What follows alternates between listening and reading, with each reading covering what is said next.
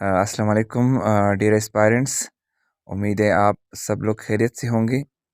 अच्छा, हमने इससे पहले जो इनकम टैक्स ऑर्डिनेंस 9, 10 इस सेक्शन को हमने पढ़ा है और इसके साथ साथ हमने जो बेसिक कंसेप्ट्स थी उसको भी हमने स्टडी किया है। अगर आपने वो वीडियो नहीं देखी है का जो लिंक है वो मैंने डिस्क्रिप्शन में दे दिया है, तो काइंडली आप वहाँ से इसको देख सकते हैं। तो आज हम पढ़ेंगे head of income. Head of income कितनी होती है हम इसको पढ़ेंगे, ठीक है। तो हम शुरू करते हैं, और शुरू करने से पहले वही एक छोटी सी गुजारिश कि अगर आपने हमारे इस चैनल को सब्सक्राइब नहीं किया तो काइंडली इसको सब्सक्राइब करें, क्योंकि ये जो एक सीरीज़ शुरू की है ना, इनकम टैक्स ऑर्डिनेंस और इसके बाद सेल टैक्स और फेडरल एक्साइज एक्ट, इसको हम पढ़ेंगे और इसकी तमाम प्रिपरेशन आपको इस चैनल से मिलेगी। और जो candidates inspector and land revenue है ना, उसका वो ख्वाहिशमंद है बिहार में, तो इंशाल्लाह नेक्स्ट जब उसकी पोस्ट आएगी तो आपको कोई इशू नहीं होगा इस ऑडियंस के हवाले से। तो इसलिए इसको शुरू किया गया है ताकि जब आप इस चैनल को सब्सक्राइब करेंगे तो आपको लेटेस्ट वीडियो की जो है तमाम इन्फॉर्मेशन मिलती रहेगी। अच्छा, अगर आपने वो वीडियो नहीं देखी है जो मैंने अपलोड की है यहाँ पे, तो काइंडली आप प्लेलिस्ट में जाएं और वहाँ पे IIR का जो लिस्ट है, प्लेलिस्ट, वहाँ से आप इसको देख सकते हैं। तो शुरू करते हैं हेड ऑफ इनकम के। हेड ऑफ इनकम जो है ना वो क्या होता है, ठीक है। हम इस सेक्शन 11 को पढ़ने वाले हैं, ठीक है। Heads of income for the purpose of the imposition of tax and the computation of total income, all income shall be classified under the following head, ठीक है। अभी जिस तरह मैंने पहले वीडियो में आपको बताया था, तो हमारे पास जो है ना 5 हेड्स है, ठीक है ना, इनकम के, जिससे हम आमदनी हासिल करते हैं, जिससे हमें आमदनी मौसूल होती है ना। तो हमारे पास 5 हेड है, ठीक है ना। फर्स्ट हेड हमारे पास है सैलरी का, ठीक है ना। फर्स्ट हमारा सैलरी का, ऐसे जो है ना हमें इनकम हासिल होता है। दूसरा हमारे पास है इनकम फ्रॉम प्रॉपर्टी। तीसरा हमारे पास है इनकम फ्रॉम बिजनेस। चौथा हमारे पास है कैपिटल गेन। और लास्ट हमारे पास जो है वो है इनकम फ्रॉम अदर सोर्सेज। ये जो है ना ये 5 हेड है, ठीक है ना। According to the section 11 of income tax ordinance 2001, there are 5 head of income, 5 head, ठीक है ना। हमारे पास ये 5 हेड्स है, ठीक है ना, इनकम के। तो आपको ये याद होनी चाहिए। अब इसकी जो है ना बार बार जो है ना वो आएगी आगे ना, ठीक है ना, बार बार जो है ना इसकी वो तशरीह आएगी, इसको हम पढ़ेंगे, ठीक है ना, आगे। तो आगे हम इसको पढ़ते हैं। Subject to this ordinance, the income of a person under a head of income tax for a year shall be the total of the amount derived by a person in that year that are chargeable to tax under the head is reduced by total deduction, if any, allowed under this ordinance to a person for the year under the head।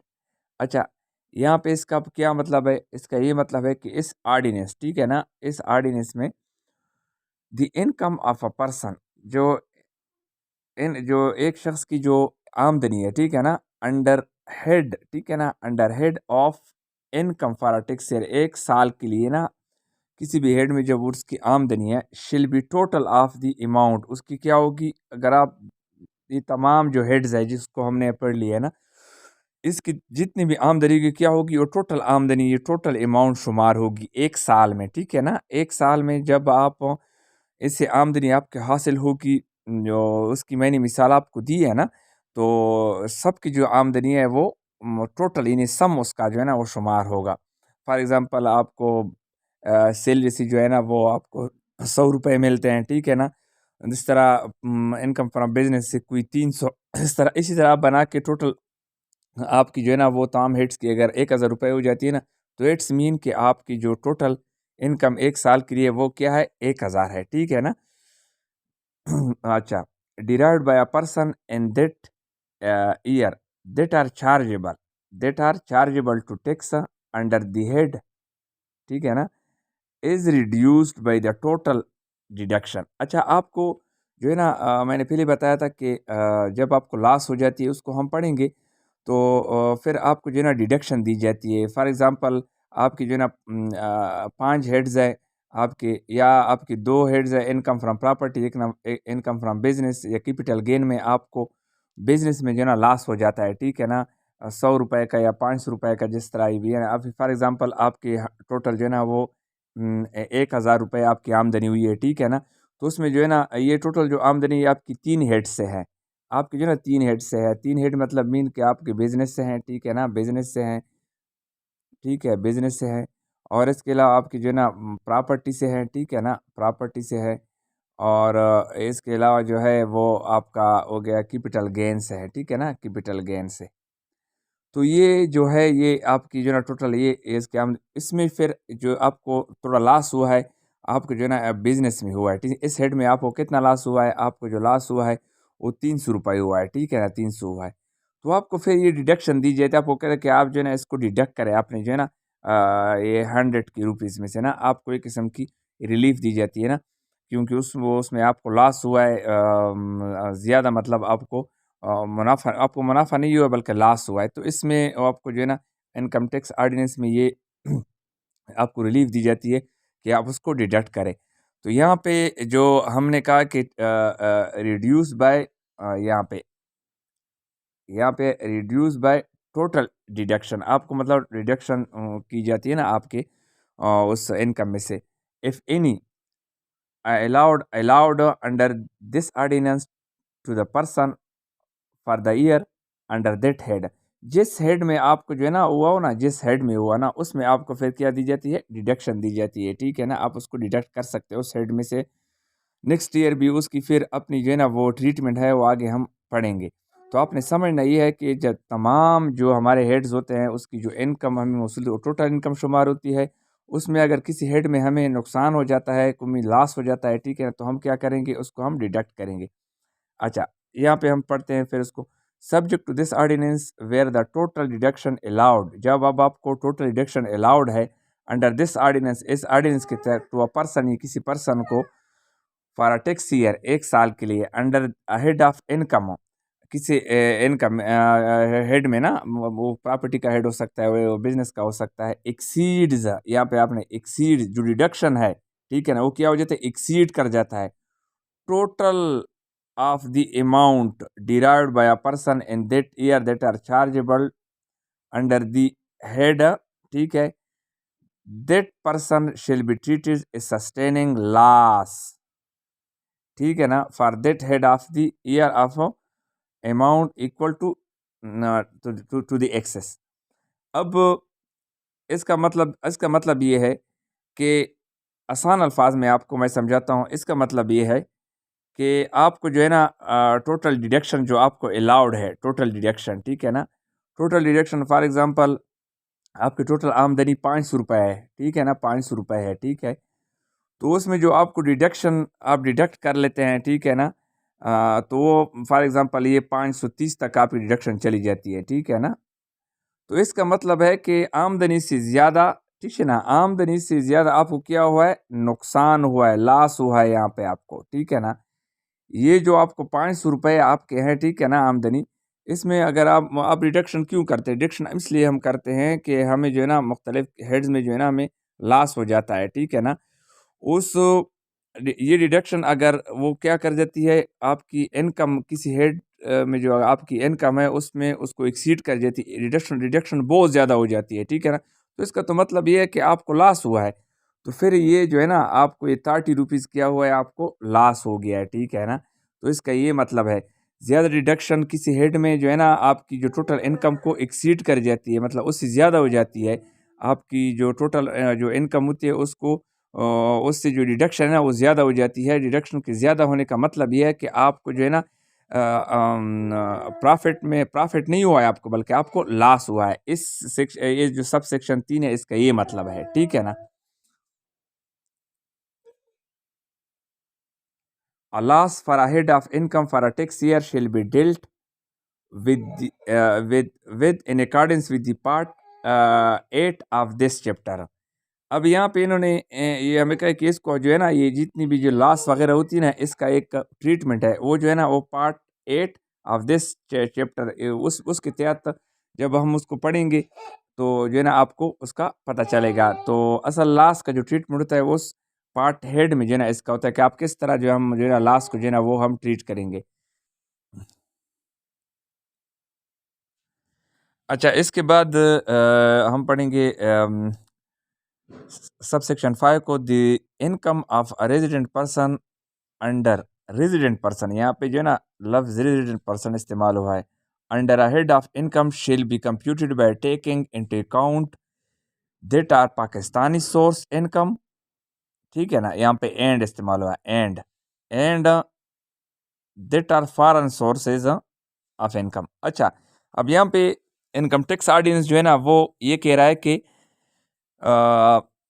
जो resident person है, जो पाकिस्तानी है, ठीक है ना, जो यहाँ पे पाकिस्तान का, जिसके पास नेशनल आईडी कार्ड है, पाकिस्तान का नेशनल वो सिटीजन है ना, तो उसकी जो इनकम है ना, टैक्स की खातिर जो है ना हम इसको जो है ना जब इसे टैक्स काटेंगे तो कौन कौन सी इनकम जो है ना इनकम को हम लेंगे, हम टेकिंग इनटू अकाउंट लेंगे कि इसका जो है ना हम टैक्स जो है ना टैक्स की खातिर जब हम उसकी डिडक्शन करेंगे, ठीक है ना। तो उसका ये है कि जो रेजिडेंट पर्सन होता है उसका इनकम जो है पाकिस्तानी सोर्स, जो पाकिस्तान से जो है ना वो कमा रहा है, जिस तरह भी है ना पाकिस्तानी सोर्स वो, ठीक है ना, वो जो है ना वो शामिल है। और दूसरा उनका जो है ना फॉरेन सोर्स इनकम शामिल है, यानी अगर फॉरेन से भी वो कमा रहा है, ठीक है ना, फॉरेन सोर्स, और इसके अलावा वो पाकिस्तान में भी अगर उसकी, तो वो दोनों जो है ना क्या होते हैं, दोनों जो है ना वो शुमार होंगे। यानी रेजिडेंट पर्सन जो है, रेजिडेंट पर्सन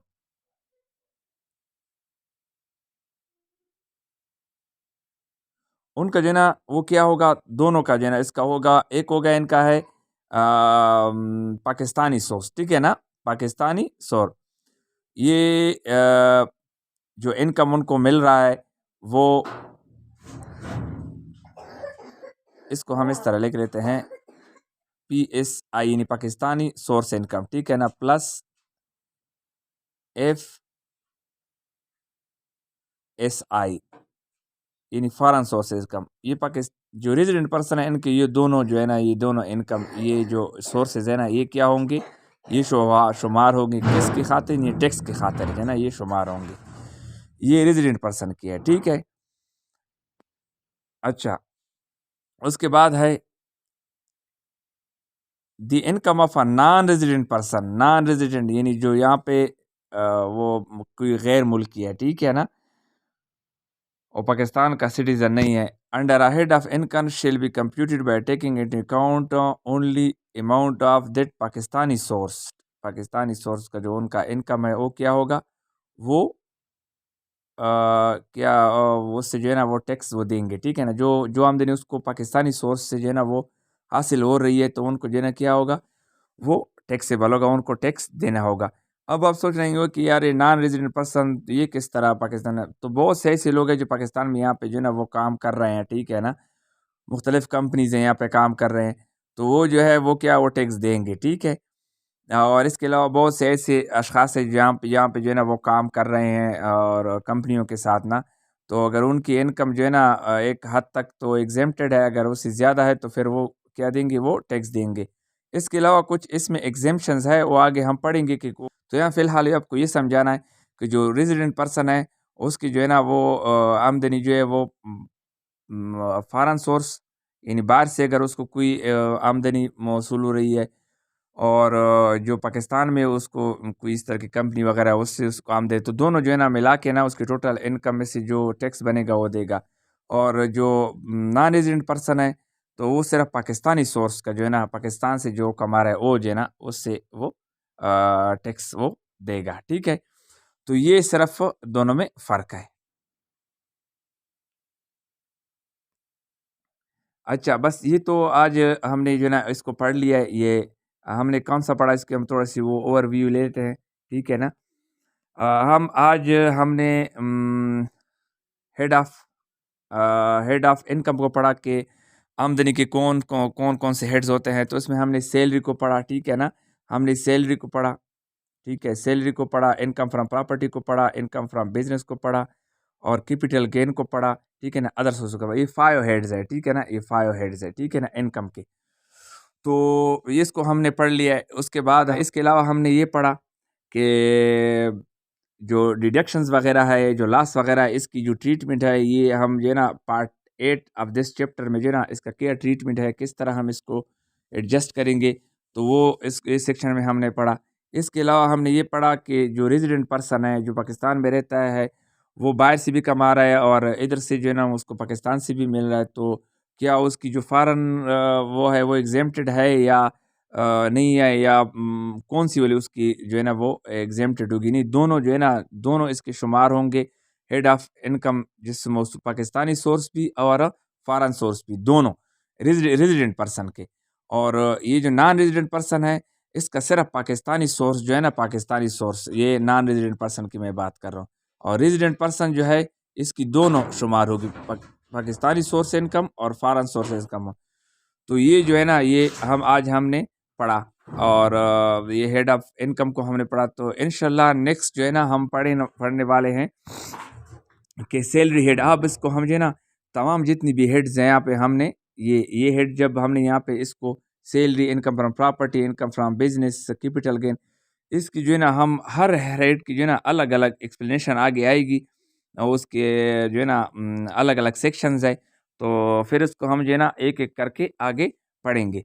तो ये असल में मैं इसकी जो है ना वो पावर पॉइंट भी बना सकता था, इसकी छोटे छोटे पॉइंट्स बना के ना मैं यहाँ पे वो आपको समझा सकता, लेकिन ऑर्डिनेंस से मैं इस वजह से समझा रहा हूँ कि आपने इसको लाजमी पढ़ना है। आप अगर इस ऑर्डिनेंस को नहीं पढ़ेंगे, एक्ट्स को पूरी तरह नहीं पढ़ेंगे, इसको अच्छी तरह नहीं समझेंगे, तो कभी भी जो है ना आप जो आपका एग्ज़ाम है ना उसको जो है ना आप क्रैक नहीं कर पाएंगे, इसको आप पास नहीं कर पाएंगे।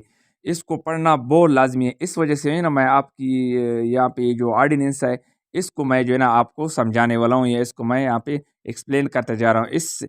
इसकी बुनियादी वजह यही है। उम्मीद है आपको ये हेड ऑफ़ इनकम समझ आया होगा। अगर फिर भी आपको कोई इसमें डाउट है तो आप कमेंट सेक्शन में मुझे बताएं, इंशाल्लाह मैं उसको एक्सप्लेन करने की कोशिश करूँगा। तो तब तक के लिए इजाज़त, अल्लाह हाफ़िज़।